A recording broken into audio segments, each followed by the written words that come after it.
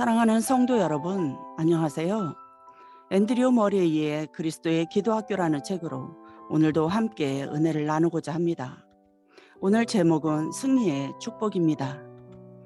우리가 기도하지 않는 죄로부터 구원되고 이 구원을 계속해서 경험할 수 있는 방법을 이해한다면 그 자유의 열매는 무엇이 되겠습니까?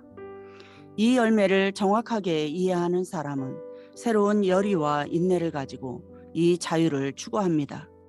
이런 사람의 삶과 경험은 그가 형언할 수 없을 만큼 귀한 것을 얻었다는 증거가 될 것입니다.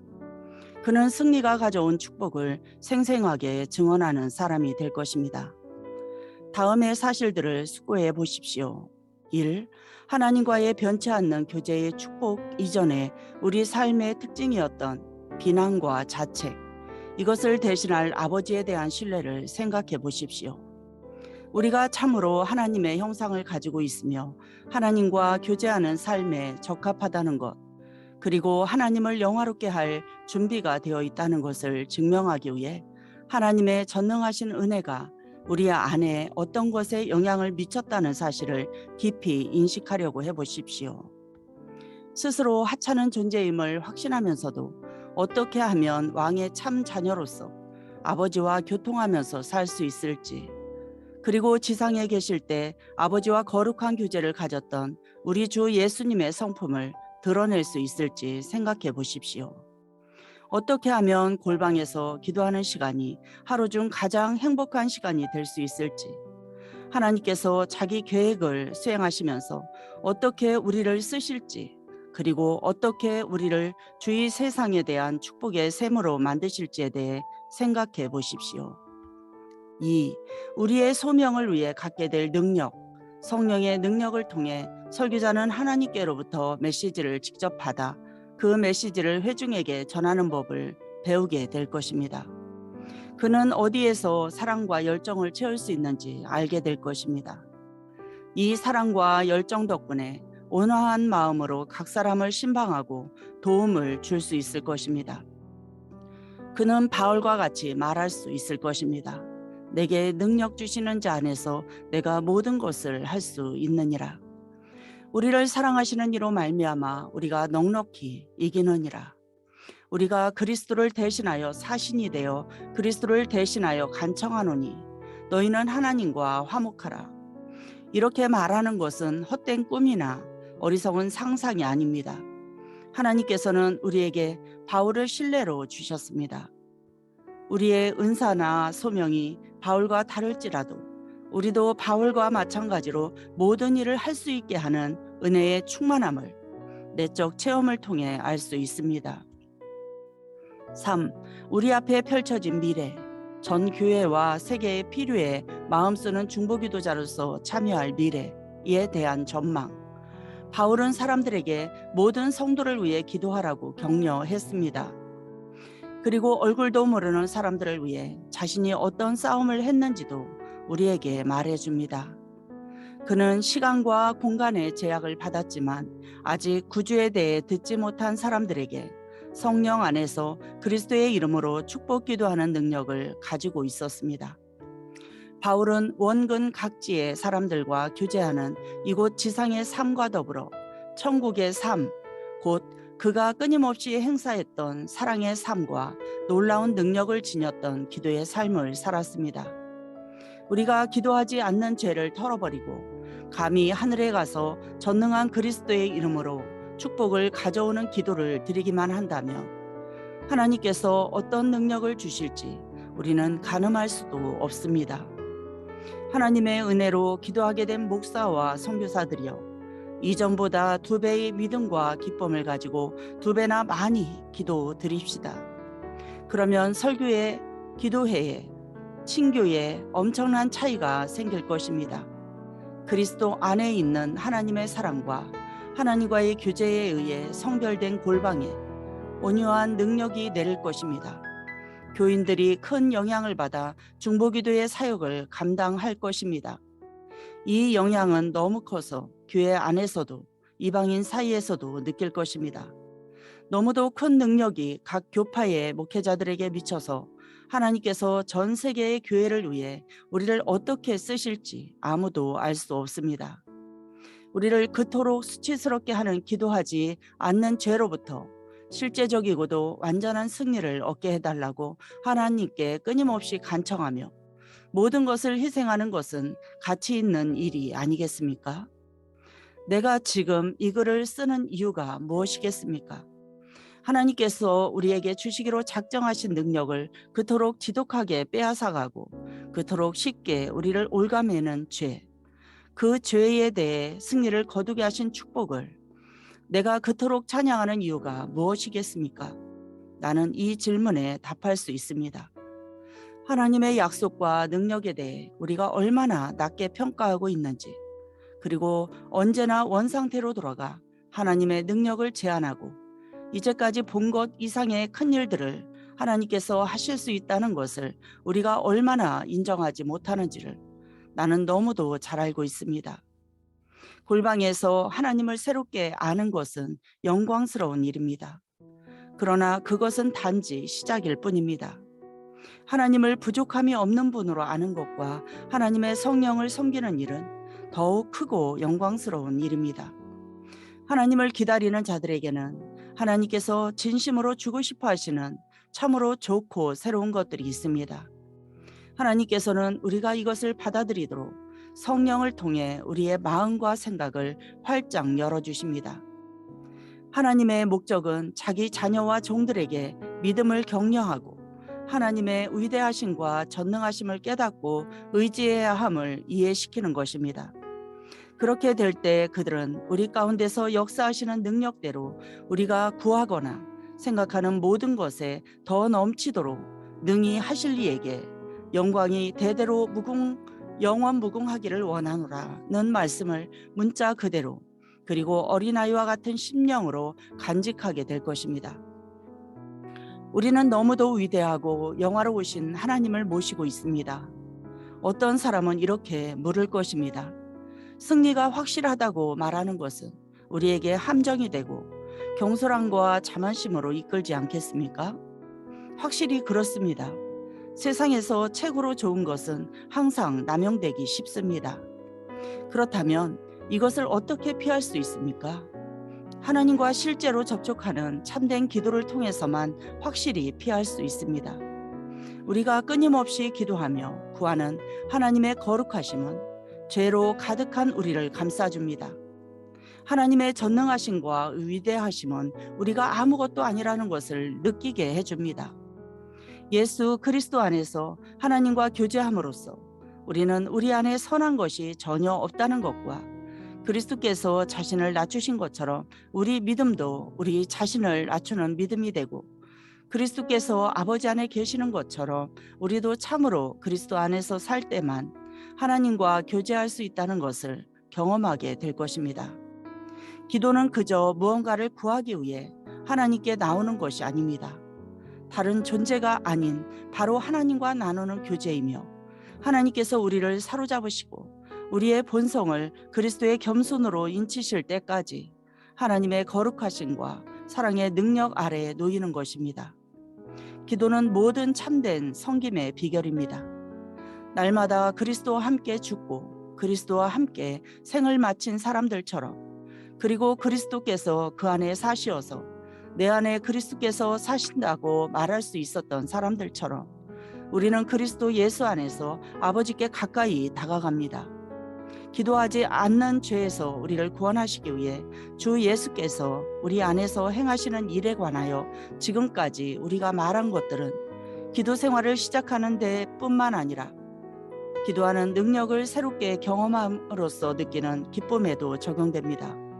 그리고 전체 기도 생활, 곧 하루 전체의 삶에도 적용됩니다. 우리는 그리스도로 말미암아 아버지께 나아감을 얻습니다. 전체 영적 생활에서와 마찬가지로 이 일에서도 그리스도는 항상 전부이십니다.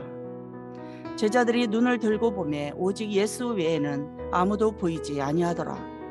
우리에게는 확실한 승리가 예비되어 있다는 것과 사람의 마음으로는 상상도 못한 축복이 있으리라는 것을 믿을 수 있도록 하나님께서 우리를 강건케 하시기를 기도합니다. 하나님께서는 자기를 사랑하는 사람들을 위해 이렇게 하실 것입니다. 이런 일이 우리에게 갑자기 다가오는 것은 아닙니다. 하나님께서는 자기 자녀를 크게 참으십니다. 아버지의 인내심은 우리가 느린 진보에도 불구하고 우리를 참으십니다. 하나님의 자녀들이여, 하나님의 말씀이 약속하는 모든 것을 향유하십시오. 우리의 믿음이 강해질수록 우리는 더욱 진지하게 끝까지 인내할 것입니다. 더욱 풍성한 생명. 우리 주님께서는 자기 양들에게 생명을 주시기 위해 오셨다고 말씀하시면서 더욱 풍성한 생명에 관해 이렇게 언급하셨습니다. 내가 온 것은 양으로 생명을 얻게 하고 더 풍성히 얻게 하려는 것이라. 어떤 사람이 살아있기는 해도 영양 결핍과 질병 때문에 힘과 생기가 풍성하지 못할 수 있습니다. 이것이 구약과 신약의 차이였습니다.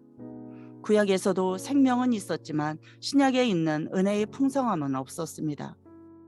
그리스도께서는 제자들에게 생명을 주셨습니다. 하지만 제자들은 그리스도의 부활을 통해서만 풍성한 생명과 성령의 은사를 받을 수 있었습니다. 모든 참 그리스도인들은 그리스도로부터 생명을 받았습니다. 그러나 그들 대부분은 그리스도께서 기꺼이 주고자 하시는 더 풍성한 생명에 대해서는 아무것도 모릅니다. 바울은 이에 대해 끊임없이 말합니다. 그는 자신에 대해 말하면서 하나님의 은혜가 넘치도록 풍성하였도다고 했습니다. 내게 능력 주시는 자 안에서 내가 모든 것을 할 수 있느니라. 항상 우리를 그리스도 안에서 이기게 하시고 우리로 말미암아 각처에서 그리스도를 아는 냄새를 나타내시는 하나님께 감사하노라. 그러나 이 모든 일에 우리를 사랑하시는 이로 말미암아 우리가 넉넉히 이기느니라. 우리는 지금까지 기도하지 않는 죄와 그 죄에서 벗어나는 수단, 그리고 그 죄를 멀리하는 방법에 대해 말했습니다. 내가 온 것은 양으로 생명을 얻게 하고 더 풍성히 얻게 하려는 것이라는 그리스도의 말씀은 이런 점에 대해 우리가 말한 모든 내용을 포함하고 있습니다. 이 더 풍성한 생명을 이해하기 위해서는 확실히 깨달아야 하는 것이 있습니다. 그것은 참된 기도 생활에는 그 넘치는 생명을 항상 경험하며 사는 일이 필요하다는 것입니다. 우리는 그리스도를 의지하고 그분의 도움을 받기 위해 그분을 바라보지만 기도하지 않는 죄와 싸움을 시작하면서 실망할 때가 있습니다. 이런 일이 일어나는 이유는 기도하지 않는 죄를 노력해서 극복해야 하는 것으로 여기기 때문입니다. 기도하지 않는 죄는 육의 생활의 일부이며 근원이 같은 다른 죄들과 밀접히 연관되어 있다는 것을 인식해야 합니다. 육은 아무리 매력이 있을지라도 십자가에 못 박힌 것입니다. 그리고 그 매력이 육체적으로 나타났든 정신적으로 나타났든 죽음에 넘겨져야 합니다. 그럼에도 불구하고 우리는 이것을 자꾸 잊어버립니다. 우리는 연약한 생활에 만족해서는 안 되며 풍성한 생활을 추구해야 합니다. 성령께서 우리를 완전히 지배하실 수 있도록 그분께 전적으로 굴복해야 합니다. 온전히 풍성한 생활을 해야만 영혼의 온전한 변화가 올 수 있습니다. 그렇게 될 때에야 그리스도와 성령을 온전히 깨닫게 됩니다. 그렇다면 이 풍성한 생활이란 무엇이겠습니까? 아무리 반복해도 지나치지 않은 얘기지만 풍성한 생활이란 바로 충만하신 예수님께서 성령의 능력을 통해 우리의 전 존재를 전적으로 지배하시는 삶입니다. 성령께서 우리에게 그리스도의 충만하심과 그리스도께서 주시는 풍성한 생명을 알려주실 때 거기에는 주로 세 가지 면이 있습니다. 1. 십자가에 못 박히신 분, 우리를 위해 우리 죄를 대속하시기 위해 돌아가신 분일 뿐 아니라 자신과 함께 십자가에서 죽도록 우리와 교제해 오신 분, 그리고 지금 자신의 십자가와 죽음의 능력을 우리 안에 이루어 놓으신 분. 내가 그리스도와 함께 십자가에 못 박혔나니 십자가에 못 박히신 그분이 내 안에 사십니다 고 말할 수 있을 때 당신은 그리스도와 참된 교제를 이루고 있는 것입니다. 그리스도 안에 있었던 감정과 기질, 십자가에 죽기까지 자신을 낮추시고 복종하심, 이것들은 그리스도께서 성령에 관해 그가 내 것을 가지고 너희에게 알리시리라고 말씀하시면서 언급하신 것들입니다. 그리고 그 알리심은 단지 알려주는 것이 아니라 그리스도 안에 있었던 것과 똑같은 생명의 어린아이처럼 참여하게 하시는 것입니다. 십자가에 못 박히신 그리스도가 당신 안에 거하시기를 원하십니까? 그렇게 되기 위해 성령께서 당신을 완전히 사로잡으시기를 원하십니까? 만일 그렇다면 이것이 바로 그리스도께서 자신을 내어주신 이유임을 깨달으십시오. 그리스도께서는 자신을 맡기는 모든 사람에게 이것을 확실히 이루어 주십니다. 2. 다시 사신 분. 성경은 종종 기적을 행하시는 하나님의 능력과 연관지어 부활을 언급합니다. 이 능력에 의해 그리스도께서는 죽은 자 가운데서 다시 살아나셨으며 하나님의 능력의 지극히 크심에 대한 확신도 이 능력으로부터 옵니다. 그의 힘의 위력으로 역사하심을 따라 믿는 우리에게 베푸신 능력의 지극히 크심이 어떠한 것을 너희로 알게 하시기를 구하노라. 그의 능력이 그리스도 안에서 역사하사 죽은 자들 가운데서 다시 살리시고, 이 말씀을 그냥 넘겨버리지 마십시오. 다시 한번 이 말씀을 읽고 그 큰 교훈을 깨달으십시오. 당신이 아무리 능력이 없고 연약하다고 느낄지라도 하나님의 전능하심이 당신 안에서 역사합니다. 당신이 믿기만 하면 하나님께서는 당신의 일상생활 속에서 아들의 부활에 참여할 분깃을 주실 것입니다. 그렇습니다. 성령께서는 이 세상의 시련과 유혹 한가운데 살아가는 당신에게 그리스도의 부활의 기쁨과 승리를 채워주실 수 있습니다. 십자가 앞에서 겸손해지십시오. 하나님께서는 성령을 통하여 당신 안에 하늘의 생명을 이루실 것입니다. 그리스도의 삶과 죽음을 따르는 것은 전적으로 성령의 사역입니다. 우리는 이것을 너무도 이해하지 못했습니다. 3. 영광을 받으신 분. 영광을 받으신 그리스도는 성령으로 세례를 베푸시는 분이십니다. 주 예수께서 성령으로 세례를 받으실 수 있었던 것은 자신을 낮추시어 요한의 세례를 받으셨기 때문입니다. 요한이 요단강에서 베푼 세례는 죄인에게 주는 세례였습니다. 그렇지만 그 세례를 받으셨을 때 구속의 사역을 짊어지신 바로 그때에 그리스도께서는 성령을 받아 그 후로 십자가에서 흠없는 자기를 하나님께 드릴 때까지 그 사역에 적합해지셨습니다. 이 영광을 받으신 그리스도께서 당신에게 성령을 세례 주시기를 갈망하십니까?